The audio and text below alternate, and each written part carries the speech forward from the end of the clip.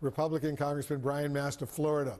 He served in both the United States Army and the Israeli Defense Forces, by the way, as well. Congressman Mast, thanks very much for being here. What's your reaction, first of all, to this unprecedented Israeli strike against various military and nuclear targets, including some of the military leadership inside Iran?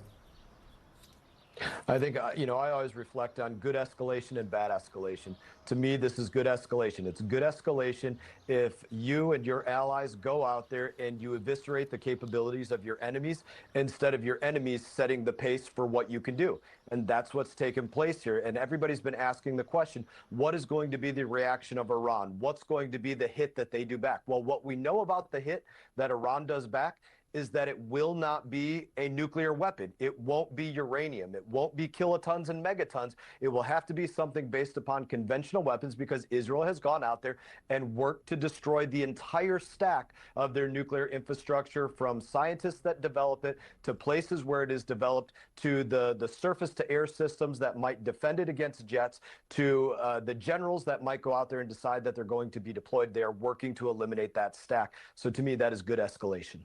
I see what the Israelis are trying to do is not only copy, but do what they did to the Hezbollah military leadership, to the Hamas military leadership. They're going after the military leadership in Iran right now to decapitate it, and they seem to be doing a pretty good job on that front. The Iranian foreign minister says Israel will, quote, deeply regret what he's calling Israel's reckless aggression. How significant are you expecting Iran's response to all of this to be?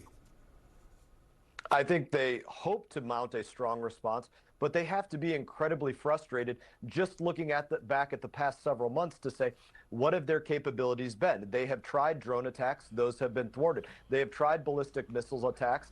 They haven't been entirely thwarted, but they've been largely thwarted. We know that they didn't invest, Iran did not invest largely into their aircraft systems. Why? Because they knew that was a fight they probably weren't going to win. They're still utilizing, the original Top Gun era jets, F-14 Tomcats, things like that. They haven't invested largely in jets in that way. So they don't have the greatest capability to respond based upon what we've seen them try already. We know that there are ways to defeat this. So I think they have to be very frustrated. And undoubtedly, there's always going to be saber rattling. But I'd go back to the point that I already made. The whole premise of this operation is to make sure that no matter what the world has to worry about from Iran, it won't be nuclear weapons. President Trump had some rather blunt advice to Iran earlier this morning, telling the country to make a deal before, and I'm quoting him now, there is nothing left. Is there still a chance for diplomacy, you think? I think President Trump has always been very clear. The United States of America does not have permanent enemies, and it's never too late to reach out and have diplomacy. And he has been doing this right up until the last second through his envoys, and I think he maintains that position. He's been very clear as well, Iran will not have a nuclear weapon. And so in that, I won't speak for the president, but I got to believe that he is happy that this is one less threat that he has to face in terms of the things that have been destroyed. But I think for him, again, he's always willing to have his envoys at the table.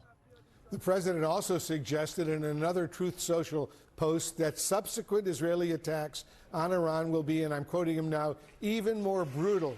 Do you have any insight into what those may look like? No, I think obviously you go all the way to the top. There's been a lot of question about will there be attacks on Americans in the region? Could be in Bahrain, could be in other places. That's why we saw over the last 24 to 48 hours, Americans being the civilian personnel especially being evacuated out of the region. And so I think the response has to be there. Listen, if there's a threat to American life, if you take an American life, then the Ayatollah should be considering that it's in forfeit of his life. If the Iranians start attacking U.S. forces, and there are more than 40,000 American troops stationed right now, not far from Iran in the Middle East, if they do that, will the U.S. directly get involved and retaliate against various Iranian targets? I do not see any circumstance where U.S. forces are targeted and we do not respond.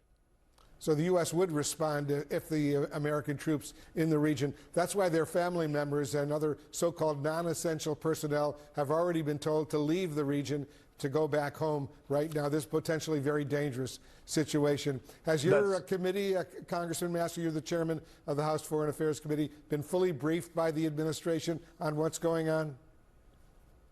I've spoken to a number of individuals, both within our administration here and across the pond with the Israeli government as well.